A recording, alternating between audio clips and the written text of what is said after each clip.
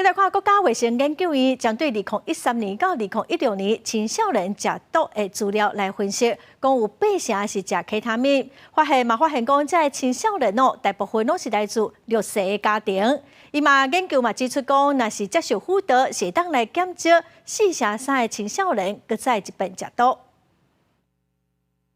这位当上是分段用电子粉的形式流入校园，亲像 K 他命、安非他命，也用各种咖啡包糖来包装接近青少年，使人烦恼。国家卫生研究院摕2013年到2016年这4档青少年食毒的资料来研究分析，发现捌使用毒品的国中生有83%是食 K 他命，17%食安非他命，而且4档内有35%会搁去吸毒。可是这群小朋友家里的人毒品使用的比率高达16%。 就是说，他可以在外面说啊，像毒品说不，可是回到家里面是有人在使用毒品。研究也显示，这个青少年的家庭环境比一般家庭更较弱势，所以需要社会安全网的协助。因为捌食过毒的青少年，只要有接受政府高风险家庭服务的介入辅导，会减少43%搁再食毒的风险。国家卫生研究院也表示，目前校园反毒品的宣传预防意识做了袂歹，不过影响青少年食毒的关键因素是家庭支持功能敢有健全。儿少的这个